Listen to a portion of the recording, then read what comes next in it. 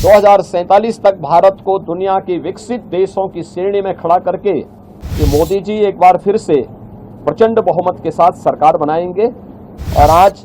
7वें चरण में भी पूरे देश के अंदर जो उत्साह देखने को मिल रहा है। उत्तर प्रदेश के गोरखपुर में वोट डालने के बाद यूपी के सीएम योगी आदित्यनाथ ने कहा, यह लोकतंत्र का महापर्व है। आज उत्तर प्रदेश की 13 सीटों में से 47 लोकसभा सीटों पर मतदान हो रहा है। विभिन्न राजनीतिक दलों ने जनता के सामने अपने मुद्दे रखे हैं। मतदाताओं ने बहुत उत्साह दिखाया है। मैं उन सभी को धन्यवाद देना चाहता हूं जो वोट डालने आए हैं। देश भर में हमें जो समर्थन मिल रहा है उसे देखते हुए हम कह सकेंगे कि 4 जून को जब नतीजे आएंगे तो सिर्फ वही पार्टी जीतेगी जिसने देश और युवाओं के लिए काम किया है। उन्होंने आगे क्या कहा, उनका पूरा बयान इस वीडियो के जरिए सुनिए।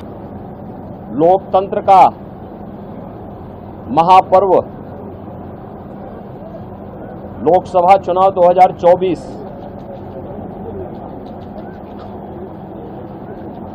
अंतिम चरण का चुनाव आज देश के 8 राज्यों के 57 सीटों पर हो रहा है, जिसमें उत्तर प्रदेश की 13 सीटों पर भी आज पूर्वी उत्तर प्रदेश में मतदान हो रहा है। पिछले 2.5 महीने से अधिक समय से जो देश के अंदर आम जन की आकांक्षाओं को पूरा करने के लिए जनता जनार्दन की जो अपेक्षा थी उसके अनुरूप विभिन्न राजनीतिक दलों ने जनता जनार्दन के सामने अपने अपने मुद्दे रखे, अपनी सरकारों के समय के कार्य और कारनामों को रखे। आज अंतिम चरण में 8 राज्यों के 57 सीटों पर मतदान हो रहा है। उत्तर प्रदेश की भी इन 13 सीटों पर जो हमारी पूर्वी उत्तर प्रदेश में महाराजगंज, गोरखपुर, कुशीनगर, देवरिया, सलेमपुर, बलिया, घोसी, गाजीपुर, वाराणसी, चंदौली, मिर्जापुर, रावड़गंज, ये सभी सीट्स हैं। इन सब पे इलेक्शन प्रारंभ हो चुका है। मौसम की विपरीत परिस्थितियों के बावजूद भी मतदाताओं ने जो उत्साह दिखाया है, मैं सबसे पहले उन सभी मतदाताओं के प्रति हृदय से आभार व्यक्त करता हूं जिन्होंने लोकतंत्र के प्रति अपनी आस्था को व्यक्त करते हुए भीषण गर्मी में, टेम्परेचर इस समय 50 डिग्री के आसपास जा रहा है, जो संभवतः कई वर्षों के बाद और कई दशकों के बाद इस प्रकार की स्थिति हम सबको देखने को मिल रही है। लेकिन इस सब के बावजूद भी जनता का उत्साह कम नहीं है, बल्कि वह और भी मजबूती के साथ देश के अंदर नई सरकार गठन करने के लिए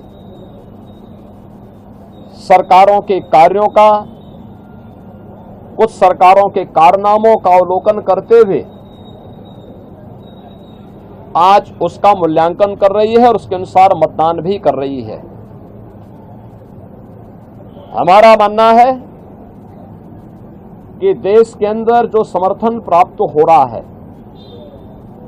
उसको ध्यान में रखते हुए हम कह सकते हैं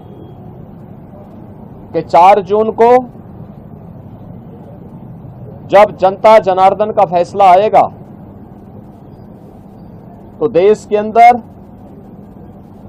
आत्मनिर्भर और विकसित भारत के लिए विरासत भी और विकास भी, गरीबों के प्रति संवेदना भी, युवा पीढ़ी के उज्जवल भविष्य, जिन लोगों ने और जिन पार्टियों ने, जिन सरकारों ने काम किया है उसको पूरा आशीर्वाद प्राप्त हो रहा है और जनता को सुखद अनुभूति होगी, देश को सुखद अनुभूति होगी कि मोदी जी एक बार फिर से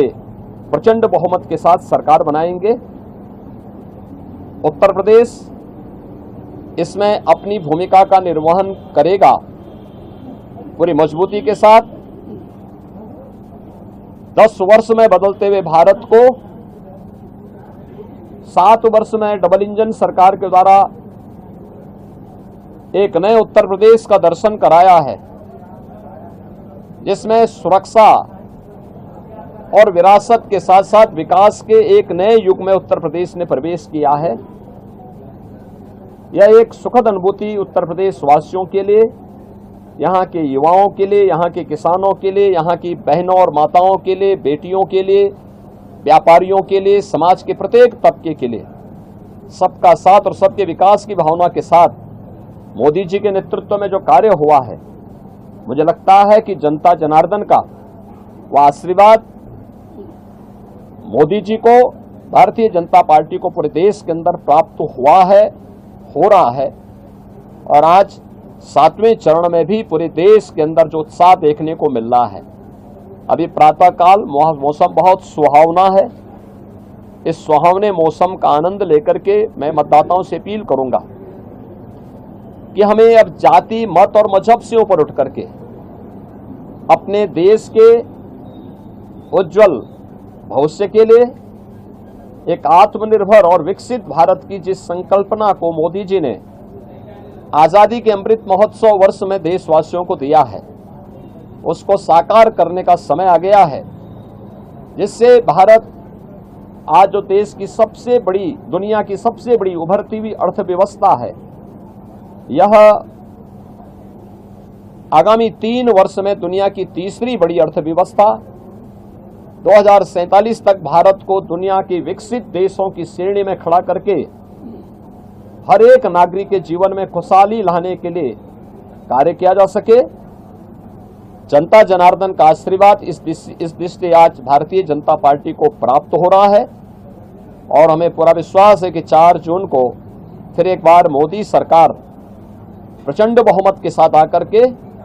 आत्मनिर्भर विकसित भारत की संकल्पना को साकार करने का कार्य करेगी।